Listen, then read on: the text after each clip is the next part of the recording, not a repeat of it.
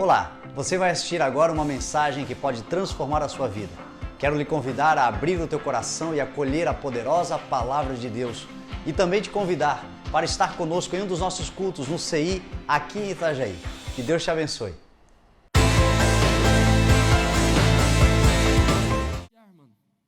Sabe, tem coisas na vida que nós não podemos negociar. Eu não sei você, mas eu não negocio a minha salvação. Eu não sei você, mas eu não negocio a minha fé. Eu não sei você, mas eu não negocio aquilo que eu acredito. Porque a minha salvação, a minha fé, aquilo que eu acredito é muito maior do que eu. Sabe, é muito maior do que o que eu posso fazer, ou o que eu posso falar, ou o que eu posso pensar. Existem algumas coisas que nós não podemos mais negociar nesses dias. Nós já poderíamos estar em lugares muito maiores, vivendo coisas muito mais altas, fazendo coisas muito mais importantes, mas até aqui a igreja negociou muitas coisas. Até aqui nós negociamos muitas coisas. Talvez por interesse, talvez por medo, talvez por querer fazer mais, mas nós negociamos, e quando nós negociamos, nós paramos. Então aprenda a não negociar mais. Sabe, não negociar é você não frequentar mais os lugares que você frequentava. Hoje as pessoas te convidam, para você não faz mais sentido. Então eu não negocio, então eu não vou. Sabe aquele pecado que você cometia e você sabe que não faz mais parte de você, mas você ainda às vezes sente vontade e você ainda pensa em fazer. Sabe, não negocie. Cristo já venceu, Cristo já fez, então não negocie. Nós não podemos mais negociar, o tempo está acabando, as coisas estão acontecendo, as promessas estão se cumprindo, as palavras estão se concretizando, e nós ainda estamos negociando. Nós ainda estamos negociando a fé, nós ainda estamos negociando a salvação, nós ainda estamos negociando muitas coisas. Que se levante nesse tempo uma igreja que não negocia mais a fé, uma igreja que não troca mais a salvação, uma igreja que não olha para as propostas do mundo, mas que foca em um alvo que é Cristo, as promessas e as palavras de Jesus para você.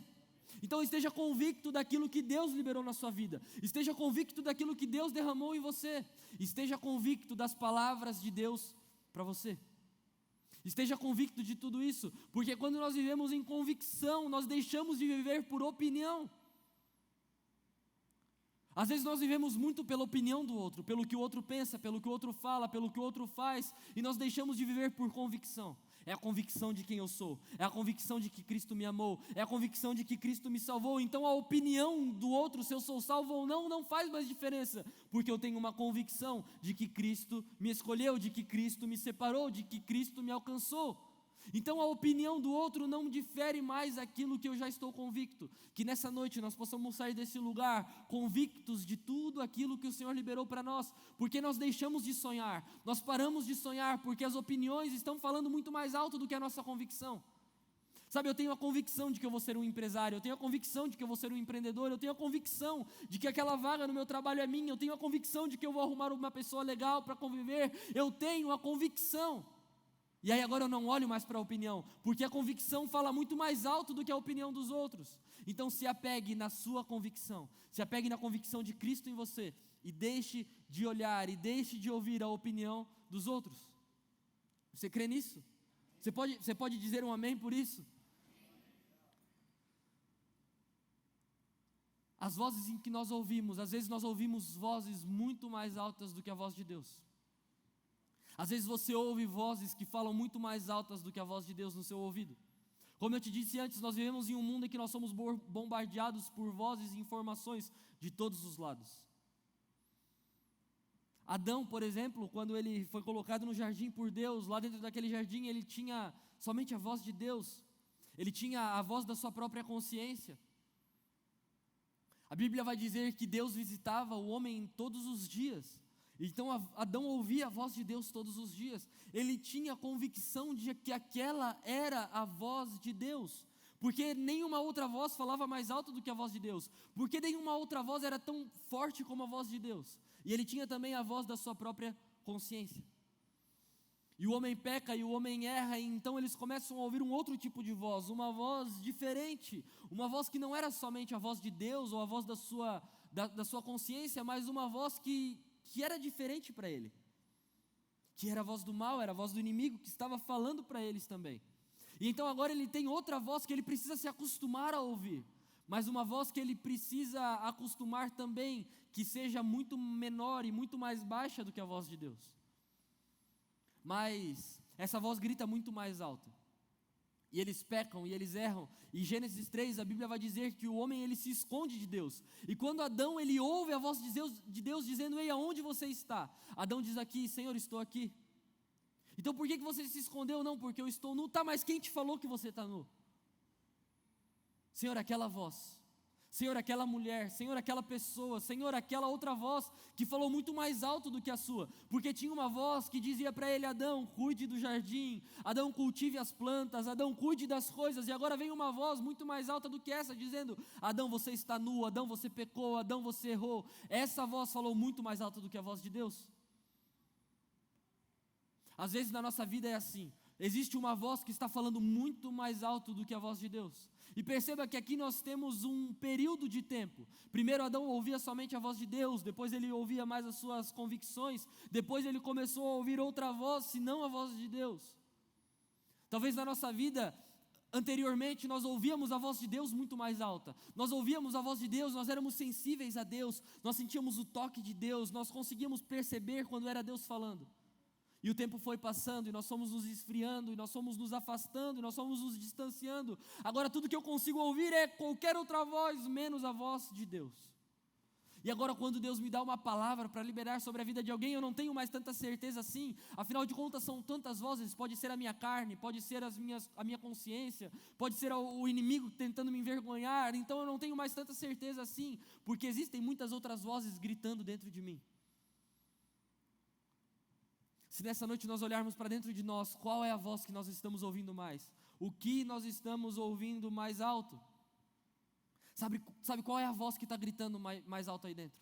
Será que é a voz de Deus dizendo que nós somos amados, que nós somos escolhidos, que nós somos filhos? Será que é a voz da nossa consciência dizendo que nós precisamos parar de pecar, que nós precisamos parar de errar, que eu não posso mais fazer isso, que eu não posso mais fazer aquilo? Ou será que é aquela voz do mal que está dizendo para eu fazer o errado, que está dizendo que eu não sou amado, que eu não sou escolhido? Ou será que é aquela outra voz de alguém que está nos incomodando, de alguém que está nos perturbando? Qual é a voz que está falando mais alto? Qual é a voz que nós estamos ouvindo mais alto?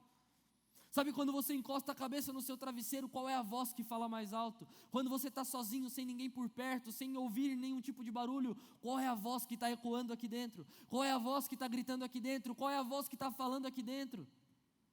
Porque hoje nós ouvimos o telefone tocar, nós ouvimos o carro passar, nós ouvimos as motos buzinarem, nós ouvimos muita coisa, e no meio de tudo isso nós ainda queremos ouvir a voz de Deus. Sim ou não? Nós ainda queremos ouvir a voz de Deus. Adão em um jardim, sozinho, só ele, colocado ali para cultivar o jardim de Deus. Uma outra voz o enganou, quem dirá nós? Que estamos aí na vida, na correria, na loucura, correndo contra o tempo, porque está chegando o final do mês, está chegando o final do ano, porque as contas estão vencendo, e aí nós não paramos e nós não conseguimos ouvir a voz de Deus. Porque tem tanta voz que nós estamos ouvindo, o telefone toca, chegam mensagens, mas que nesse tempo se levante uma igreja que consegue ouvir a voz de Deus, uma igreja que é sensível à voz de Deus, porque eles se afastaram, eles se distanciaram. Gênesis 4:26 vai dizer assim: também Sete nasceu um filho, a quem deu o nome de Enos. Nessa época começou-se a invocar o nome do Senhor novamente. Nessa época começou-se a invocar o nome do Senhor novamente. Sabe, que se levante nesse tempo as pessoas que voltam a invocar o nome do Senhor novamente. Lá na sua casa, lá no seu trabalho, lá na sua empresa, na sua vida, no seu ciclo social, que se levantem as pessoas que voltam, que continuam, que começam a invocar o nome do Senhor novamente. Eles haviam parado de invocar o nome do Senhor, eles haviam parado de acreditar no Senhor. Talvez você olhe para o seu lado e as pessoas que estão caminhando com você estão assim, pararam de acreditar, pararam de ouvir, mas que nesse tempo se levante as pessoas que voltam a invocar o nome do Senhor novamente. Sabe, que nós possamos invocar o nome do Senhor, quando ninguém mais invoca, quando ninguém mais acredita, quando ninguém mais ora, quando ninguém mais faz, eu e você fazemos, eu e você acreditamos. Quando alguém olha para você e não acredita mais, creia que existe uma igreja que acredita em você, existe um Deus que acredita em você. Quando ninguém acredita mais no seu sonho, quando ninguém mais acredita no seu potencial, existe um Deus que olha para você e ainda acredita em nós. Sabe, quando nós olharmos para isso e nós entendermos isso de uma vez por todas, nós vamos parar de viver de opinião e nós vamos começar a viver de convicção e nós vamos olhar para a cruz e nós vamos dizer: Senhor, se pararam hoje, eu volto a invocar o Teu nome. Se na minha família ninguém nunca invocou o Senhor, hoje eu começo. Se lá na minha empresa ninguém nunca invocou o Senhor, hoje eu começo. Hoje eu vou começar meu trabalho com uma oração. E aí você não precisa passar óleo ungido nas pessoas, não. É sentar na sua cadeira, orar: Senhor, eu abençoo esse lugar. Sabe, não é ser radical, mas é ser verdadeiro, é ser real. Porque por muito tempo a radicalidade da igreja espantou as pessoas. Que se levantem nesse tempo pessoas de verdade, pessoas de carne, pessoas de osso, pessoas que erram, que pecam, mas pessoas que são de verdade. Pessoas que reconhecem o pecado, pessoas que sabem que eu não posso apontar o seu pecado, porque eu sou tão pecador, ou se não mais pecador do que você. Naquele tempo voltou-se a invocar o nome do Senhor, naquele tempo voltou-se a acreditar no Senhor, voltaram a acreditar nas palavras, voltaram a acreditar nas promessas, voltaram a acreditar no Senhor.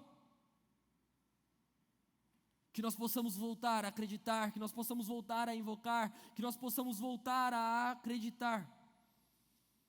Que nós paremos de olhar para as vozes, de olhar para as circunstâncias, de olhar para as coisas.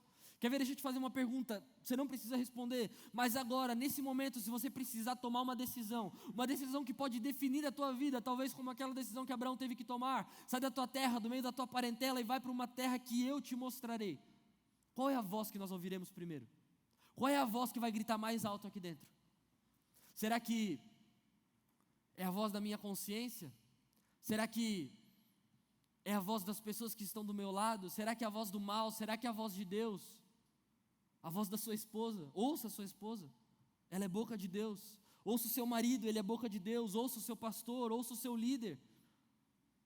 Sabe, tenha pessoas perto de você que são pessoas que tenham uma conexão com Deus, que possam te ajudar a tomar decisões, porque nós olhamos e nós paramos e nós pensamos e nós fazemos, mas nós não agimos. Se nós precisarmos tomar uma decisão hoje, qual é a voz que está gritando mais alto aqui dentro? Será que é aquela voz do cálculo, da calculadora, de quanto eu vou ganhar, de quanto eu vou perder, de quanto tempo, de que hora, de que momento? Não, Deus disse: sai da tua terra, do meio da tua parentela, vai para uma terra que eu te mostrarei. Abraão nem sabia que terra era essa, ele não sabia quantos quilômetros ele tinha que andar, ele não sabia se meio tanque do carro dava para chegar, se um tanque cheio dava para chegar, ele não sabia se dava para ir de carro, se dava para ir de avião, ele não sabia de nada disso. Estou contextualizando para que você possa entender que existem algumas palavras de Deus para mim e para você, que são palavras que os cálculos não vão fechar, que a conta não vai bater, mas se é palavra de Deus, nós podemos seguir, nós podemos avançar. E isso é resposta de Deus para alguém nessa noite, então creia nessa mensagem. Existem palavras de Deus para a sua vida, que o cálculo não bate, que a conta não bate, que a conta não fecha, mas que tão somente creia, porque aquele que prometeu é fiel para cumprir. Mas nós vivemos em um tempo onde eu preciso calcular, eu preciso pensar, eu preciso ver, eu vou pensar. Hoje é dia 17 de novembro. Se você for contar o quanto você ganhou e o quanto você gastou até aqui, a conta não fecha, a conta não bate. Mas porque a conta não fecha, porque a conta não bate, eu vou morrer, eu vou parar? Não, eu vou avançar, porque eu sei que o mesmo Deus que sustentou até aqui é o mesmo Deus que vai nos levar a partir daqui. Sabe, olha para as coisas que estão do seu redor, olha para as coisas que estão do seu lado, sabe? Será que nós teríamos dinheiro para comprar tudo isso? Será que nós teríamos recursos para conquistar tudo isso? É claro que não, porque é graça de Deus, favor imerecido. Mas quando nós queremos viver de cálculo, quando nós queremos viver de recursos, Deus olha para nós e diz assim: tudo o que eu queria é que Ele acreditasse na minha palavra, mas já que Ele quer acreditar na palavra dEle, então tá bom, vai lá, meu querido, pega os seus recursos e faz. Enquanto Deus está com as mãos abertas para dar o recurso dEle para que nós possamos fazer. Afinal de contas, a obra não é minha, a obra não é sua, a obra é de Deus. Quem dá o crescimento é Deus, quem dá o crescimento na sua casa é Deus, quem dá o crescimento do seu trabalho é Deus, quem dá o crescimento na sua empresa é Deus, porque não é meu, não é seu, é de Deus. Mas quando nós entendemos que Ele é muito maior do que eu, que as vontades dEle são muito maiores do que a minha, que os pensamentos dEle são muito mais altos do que o meu, E aí quando eu estou com medo, com vontade de parar, com vontade de desistir, eu sigo o que a palavra diz, eu elevo os meus olhos para o monte, de onde eu sei que virá o meu socorro. O meu socorro não vem da direita, o meu socorro não vem da esquerda, o meu socorro não vem da política, o meu socorro não vem do meu chefe, o meu socorro vem daquele que eu elevo os meus olhos para os montes, porque eu sei que de lá virá o meu socorro. O nosso socorro está no nosso Deus, no nosso Senhor, que criou os céus, que criou a terra, que nos criou, e um Deus que não nos criou e abandonou, um Deus que nos criou e sustenta a sua criação. Por isso não vai faltar nada na sua casa, não vai faltar nada para você, não vai faltar nada para os seus, porque o Deus da provisão, o Deus do pão nosso de cada dia, Ele nos dará. Creia nessa palavra, creia nessa mensagem, porque senão nós vivemos uma vida de pessoas medíocres, uma vida de pessoas que estão acostumadas a viver com mais ou menos. Meu irmão, eu creio em um Deus abundante. Eu creio em um Deus que dá muito mais do que eu espero, em um Deus que faz muito mais do que eu quero, em um Deus que faz muito mais. Mas para de querer viver a tua vontade, senão você vai viver só o mais ou menos. Porque a nossa vontade é mais ou menos. Fala sério, fala aí. A minha e a sua vontade não é bem mais ou menos? O meu e o seu sonho não são bem mais ou menos? A gente não tem muito mais do que a gente sonhou, muito mais do que a gente imaginou. E existe muito mais de Deus, mas para nós recebermos esse muito mais de Deus, nós precisamos acreditar e viver. Você crê nisso? Você crê nessa mensagem? Deixa eu correr aqui com você. Essa parte é a parte que eu mais gosto. Presta muita atenção nisso. E aí eles voltaram a invocar o nome do Senhor. E quando eles voltaram a invocar o nome do Senhor, eles voltaram a viver tudo aquilo que o Senhor tinha para eles. E nós estamos falando sobre a Bíblia, sobre a vida da Bíblia. E o que seria a vida da Bíblia se Cristo não estivesse vivo? Afinal de contas, o texto que nós lemos vai começar dizendo que Ele é o Verbo, Ele é a palavra, Ele é Deus. Sabe, nós não acreditamos em um homem que é Deus, não, nós acreditamos em um Deus que se fez homem. Nós acreditamos em um Deus que se fez homem. Ele é 100% Deus, mas Ele também é 100% homem. Esse é o nosso Deus, um Deus que se sacrificou por nós, um Deus que se entregou por nós, um Deus que nos amou, que deu. Filipenses vai dizer que Ele não usurpou, que ser igual a Deus era algo que deveria se apegar, mas Ele se esvaziou de si mesmo, vindo em forma humana. Eu e você, não sendo nada, a gente não consegue se esvaziar de nós. Eu não consigo me esvaziar dos meus orgulhos, dos meus achismos, do que eu penso, do que eu acho. Imagina Deus, que sendo Deus, não usurpou que ser igual a Deus era algo que deveria se apegar, mas esvaziou-se desse celestial, desse ser Deus, e veio em forma humana, e nos amou e se entregou. Porque aquele povo, eles viviam em um tempo de sacrifício, onde eles sacrificavam os cordeiros, eles sacrificavam. Você imagina, a gente estava falando na terça, né, Carioca, na nossa, eu sei que não parece, mas a gente faz aula de teologia, a gente é bem ruinzinho, né? Mas a gente está tentando. O que eu estava falando? Como é que é o nome? Tem uma doença assim, né, que o cara esquece as coisas. Esqueci o nome da doença. Sacrifício. Lembrei. Aí naquele tempo eles viviam, eles entregavam, eles sacrificavam ovelhas, cordeiros, eles sacrificavam um monte de coisa. E aí na terça-feira na aula a gente estava falando sobre isso. E aí nós brincamos ainda, tipo, eles chegavam lá com a ovelha assim eu não sei, tipo, não levava a ovelha numa coleira, né? Sei lá, no braço, vamos dizer. Aí levava a ovelha no braço, e aí chegavam lá, e aí, olha, esse é o meu sacrifício pelos meus pecados, porque eu fiz isso, porque eu fiz aquilo. E aí eu imagino a ovelha olhando e pensando, tipo, tá, e o que eu tenho a ver? Tipo, tu pecou, tu errou, e eu vou morrer? Você consegue? Faz essa conta comigo. Pô, gente, vamos pensar no nosso cachorro, né? Porque ovelha não causa aquela... o seu cachorro. Você tem cachorro, tem gato? Tem aí, não? Pensa no seu cachorro, seu gato. Você chega lá com o seu cachorro, com o seu gato no colo. Acabou de tirar ele do pet shop, ele está lá de gravatinha, de lacinho, cheiroso. E aí você chega diante do sacerdote e você diz, sacerdote, olha, esse é o meu cachorro, esse é o meu gato. Eu venho entregar ele em sacrifício para você, porque na semana passada eu falei um palavrão, eu xinguei alguém, eu dei na cara de alguém, não sei qual é o tipo de pecado que você costuma cometer, mas, aí esse aqui é o meu pecado, eu fiz isso e tá aqui, pega o meu sacrifício. Aí o cachorro fica olhando para a tua cara e fica pensando, cara, tu errou, tu pecou e eu vou morrer? Eu vou para a faca, eu vou para o fogo por causa do teu erro miserável. Eu imagino, você fica rindo porque você sabe que ia ser assim, né? Imagina o tanto de cachorro. Deixa a Luísa Mel te pegar dando os cachorros aí para... Oh meu Deus. E aí, eu imagino, sabe, Deus olhando para tudo aquilo e pensando, meu Deus, até o final da humanidade, quanto cordeiro vai ter que ser sacrificado por causa desse povo que não aprendeu a parar de errar, que não aprendeu a parar de pecar? Quantas ofertas vão ter que ser dadas diante do altar para que esse povo se possa se redimir do seu pecado? E aí ele, eu vou enviar então um sacrifício vivo, definitivo. E aí ele envia Jesus, o seu próprio filho. Você conhece a história, você sabe, do ventre de uma virgem deu a luz a ele, e então ele habitou na terra, e ele esteve na terra, e ele se sacrificou, e ele se entregou.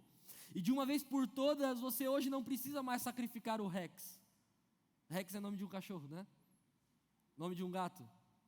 Fala o nome de um gato aí. Como? Simba? Simba é o nome de um gato. Que é? Tem alguma coisa que chama Simba, né? Rei Leão.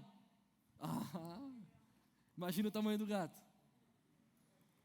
E aí vem esse sacrifício definitivo, esse sacrifício de uma vez por todas, esse sacrifício agora que nós não precisamos mais nos sacrificar. Sabe qual é o único sacrifício que você tem que fazer? Vou te falar aqui, por favor, entenda. O único sacrifício que você precisa fazer é crer, é acreditar, sim, só isso. É acreditar que Cristo é o Filho de Deus. Repete comigo, Cristo é o Filho de Deus. Pronto, basta. Isso basta para que eu e você possamos ser redimidos do nosso pecado.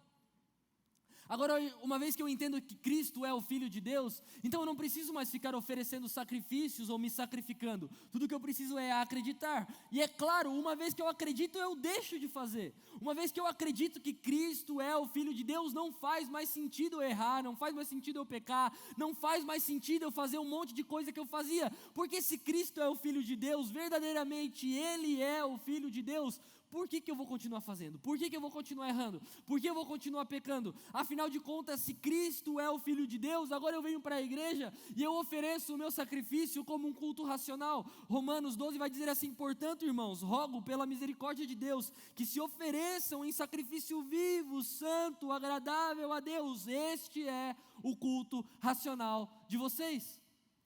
Então, quando nós viemos para o culto, nós precisamos ir com racionalidade. Por isso que eu não sou muito chegado daqueles cultos de emoção. Sabe aquele culto de emoção onde negada grita, pula, berra e sai todo mundo igual do jeito que entrou? É legal às vezes dar uma endoidada, é legal às vezes jogar umas cadeiras para cima, rodar, pular, virar mortal para trás, eu não sei o que você costuma fazer. É legal, tudo isso é legal. Mas a minha pergunta é, o que tudo isso vai gerar no final das contas?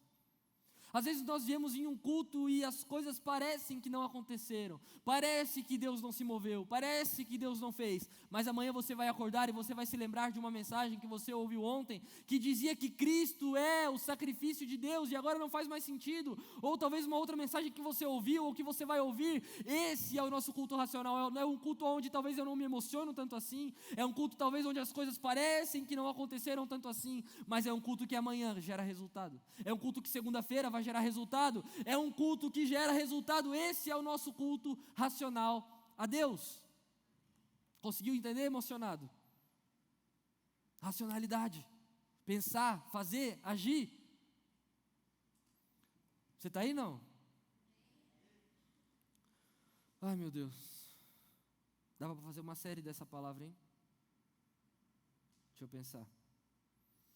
Uma coisa muito importante que a gente precisa entender, que a Bíblia nos diz. João 8:32 vai dizer assim, conhecereis a verdade vos libertará. Quem é a verdade? A verdade é Cristo, Ele é o caminho, a verdade e a vida. Ninguém vem ao Pai a não ser por mim. Foi Ele que disse isso. Se Ele disse, Ele é a verdade. Você acredita nisso? Senão não vai fazer mais sentido nada que eu vou falar a partir daqui. Você acredita nisso? Fechou. Então vamos lá. Qual é a verdadeira liberdade? Você já parou para pensar? Qual é a verdadeira liberdade que eu e você temos? Porque hoje nós vivemos em um mundo que prega muito a liberdade de expressão, liberdade de imprensa, e tudo isso é maravilhoso, tudo isso é legal, é muito top as pessoas se expressarem. Ou você queria ser censurado, sair por aí na rua e não poder falar, não poder... Não, liberdade é legal, é ou não é? Você tem liberdade para falar, tá? É ou não é? Obrigado. Então, é legal a liberdade. Mas o que é a verdadeira liberdade? Qual é essa verdadeira liberdade? Afinal de contas, se eu conhecer a verdade, eu vou ser liberto. Mas eu vou ser liberto do quê? Eu estou preso no quê? Deixa eu te falar uma coisa. A gente vive em um mundo onde a gente está preso em muita coisa, só que a gente não percebe nada. Quer ver uma coisa? Quando o WhatsApp e o Instagram pararam, você lembra desse ocorrido? Quando o WhatsApp e o Instagram parou, um monte de gente percebeu que está preso naquilo ali. Teve gente que não conseguiu trabalhar, teve gente que não conseguiu fazer as coisas, teve gente que conseguiu trabalhar, que não estava trabalhando há muito tempo e quando parou conseguiu. Foi o dia que o mundo mais produziu. Porque a gente estava preso naquilo ali e a gente não percebeu. A gente está preso em um monte de coisa e a gente não consegue perceber. Sabe o que a gente consegue perceber? É o cara que está preso no vício, é o cara que está preso no pecado. Aí a gente consegue apontar o dedo, por quê? Porque é algo explícito, é algo que eu olho para ele e eu vejo a prisão dele. Mas nós estamos presos em um monte de coisa. Pensamentos ruins, pensamentos preconceituosos, pensamentos religiosos. E tudo isso vai nos aprisionando. E Cristo veio trazer liberdade para nós. Cristo veio nos libertar de tudo isso. Então eu e você, uma vez que conhecemos a Cristo e reconhecemos Ele como nosso Salvador, nós somos libertos de tudo isso. Então, o cara que olha para você e fala bem assim, pô, o cara é mó caretão, o cara não pode beber, o cara não pode fumar, o cara não pode pegar um monte de mulher, não pode pegar um monte de menina, pô, esse cara está preso. Mas qual é a verdadeira liberdade? Será que a liberdade é aquele cara que bebe, que fuma e eu não posso? A Bíblia vai dizer assim, ó, tudo me é lícito, mas nem tudo me convém. Ou seja, eu posso tudo, eu posso qualquer coisa, mas tem coisas que não convêm para mim. Então, aquele cara que bebe, aquele cara que fuma, se eu falar para ele, ó, a partir de hoje você não bebe mais, você não fuma mais, amanhã o cara vai estar se tremendo, porque eu não consigo, eu não posso parar. Então, infeliz, a minha pergunta para você é, quem está preso? Eu, que podendo fazer não faço, ou você que eu estou pedindo para parar e não consegue? Sabe, essa é a verdadeira liberdade que Cristo veio nos trazer. Não é uma liberdade que nos aprisiona e agora que eu me converti, eu sou santo, eu estou apontando os seus pecados porque eu sou santo. Agora eu não erro, agora eu não peco, agora eu não falho. Não, é uma liberdade que eu posso fazer, mas é uma liberdade que eu entendo que eu não preciso fazer. É uma liberdade que eu posso ter, mas é uma liberdade que eu entendo que eu não preciso ter. É uma liberdade que eu sei que eu posso, talvez, fazer o que eu não preciso, que eu posso ir aonde eu não devo, que eu posso fazer um monte de coisa, mas eu não quero, porque eu sou livre para não ir. Diferente de outras pessoas que se acham livres porque vão, mas se precisassem ficar não conseguiriam. Então é como aquele cara que pode pegar quantas mulheres quiser, e aí o outro amigo casa, e aí fala, pô cara, casou, né, agora não pode mais sair com a gente, não pode mais pegar as menininhas, ou, poxa amiga, casou, né, agora não pode mais sair com a gente, ir lá, não sei qual que é o rolê das mulheres. Qual é o cara que é o cara mesmo, de verdade? É o cara que passa 30 anos com a mesma esposa, cuidando da mesma esposa, zelando pela mesma esposa, vendo a mesma esposa, olhando para a mesma esposa, dormindo com a mesma esposa, acordando com a mesma esposa? Ou é o cara que cada dia acorda com uma mulher diferente, não tem relacionamento com nenhuma, não tem vínculo com nenhuma? Qual é o cara de verdade? O cara que olha para um casamento de 30 anos ou um cara que olha para 30 anos, pegou 30 mulheres e hoje não tem ninguém? Qual é a verdadeira liberdade? Será que é aquele cara que viveu muita coisa, ganhou muito dinheiro, enganou muita gente, passou muita gente para trás, hoje está rico, milionário, mas não pode sair na rua de cabeça erguida, porque se encontrar alguém vai morrer? Ou será que é aquele cara que está lá todo mês, trabalhandinho, certinho, fazendo as coisas, não é rico, não é milionário, mas é próspero, não falta nada, pode sair na rua de cabeça erguida? Talvez o teu rolê seja ir na Havan domingo, mas é o teu rolê de cabeça erguida, olhando para as pessoas, não devendo para ninguém, porque essa é a liberdade que Cristo veio nos trazer, e quando nós conhecemos essa verdade, nós somos libertos. Então seja liberto, seja livre, sabe, não se aprisione na sua mente, não se aprisione no seu coração, seja livre. Você conseguiu entender isso? Você pegou aí, não? Se não pegou, fala aí que a gente volta. para encerrar, eu quero falar com você algo muito importante. E eu queria mesmo que você prestasse muita atenção. Oh meu Deus, o inimigo se levantou. Vai na cabeça. Essa parte é muito importante, então presta muita atenção que eu quero finalizar com você. Por isso, não firme as suas expectativas no iPad. Esteja com a palavra de Deus no seu coração. Olha só, hoje de tarde eu estava lendo a Bíblia e estava pensando e orando e tal. E eu li uma história de uma mulher, a Bíblia vai dizer que ela é uma mulher de muita grana, uma mulher que tinha muito poder aquisitivo. E aí essa mulher, Eliseu passava por ali sempre, todos os anos, e de repente aquela mulher, ela pensa assim, olha, eu vou construir um quarto para que quando Eliseu passar, ele possa ficar na minha casa. Quando Eliseu passa, ele pode ficar aqui na minha casa, pode estar aqui junto comigo, então eu vou construir um quarto para ele, tijolos, uma caminha, uma geladeira, uma televisão, uma Netflix, para que Eliseu possa se deliciar de uma noite agradável. Mas sabe, o que eu e você precisamos aprender com essa história? Que aquela mulher, ela tinha dinheiro, ela tinha grana. A Bíblia vai dizer que ela era uma mulher que tinha recursos. E ela construiu um quarto, colocou uma cama para que quando Eliseu passasse por ali, ele pudesse estar ali junto com ela. Presta atenção muito nisso, presta muita atenção nisso. Ela constrói e ele passa e ele fica. Quando ele está ali, ele diz assim, olha, que legal, essa mulher fez tudo isso e tal. A primeira coisa que nós precisamos aprender com essa história, o que nós podemos fazer com os recursos que estão nas nossas mãos. O que você tem na sua mão hoje? Talvez você não tenha muitos recursos, talvez você não tenha muito dinheiro, talvez você tenha tempo, talvez você tenha entendimento sobre alguma área, talvez você tenha amor para dar para alguém. O que você tem hoje? O que aquela mulher tinha eram recursos, e ela construiu um quarto para que o profeta pudesse ficar. Ela fez o que ela podia fazer.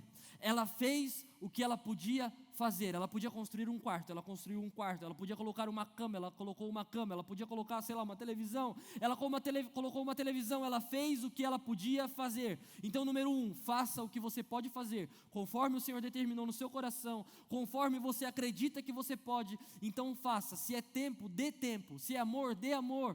Se é cuidado, dê cuidado. Faça o que você pode, porque agora nós entramos no segundo ponto desse texto. Eliseu diz para o seu amigo que estava junto com ele, diz, olha, vai lá e pergunta para aquela mulher o que ela precisa, o que ela quer que eu faça por ela. E aí o amigo do profeta vai lá e pergunta, olha, o que a senhora precisa, o que a senhora quer que o profeta faça por você? E ela diz, não, eu não quero que faça nada por mim, eu já tenho tudo, já tenho recursos, eu já tenho tudo, eu não preciso que faça nada por mim. E a Bíblia vai dizer assim, aquela mulher tinha o seu marido idoso e não tinha filhos. Mas ela não diz para o profeta que ela não tinha filhos, ela não diz para o profeta, bom, que ele era idoso, provavelmente o profeta viu, né? Mas ela não viu que ele não tinha filhos, ele olhou para ela e disse, cara, o que essa pessoa precisa? Você conhece alguém assim que você olha e fala, mano, o que essa pessoa precisa? Ela tem tudo. Sabe, o pior sentimento, você é convidado para um aniversário e você pensa, o que eu vou dar para esse cara? Ele tem tudo. O que eu vou dar para essa menina? Ela tem tudo. Você já passou por isso, não? Não falta nada, tem tudo, o que eu posso fazer por ela? Sabe, dentro do profeta Eliseu estava aquele sentimento de gratidão, poxa, eu quero agradecer ela, o que eu posso fazer por ela? O que eu posso ajudar ela? O que eu posso fazer para agradecer ela por isso? E o profeta percebeu que ela não tinha filhos. E o profeta vai e olha para ela, 2 Reis vai contar isso e diz assim, olha, ano que vem, nessa mesma data, você estará com um filho nos braços. Presta atenção nisso. Ela fez para o profeta o que ela podia fazer, era construir um quarto, colocar uma cama. O profeta fez por ela o que homem nenhum podia fazer, que era conceder um filho àquela que não tinha. Então faça para Deus aquilo que você pode, porque Deus vai fazer por você aquilo que ninguém pode fazer. Você acredita nessa palavra? Não, você não acredita, eu vou repetir para você.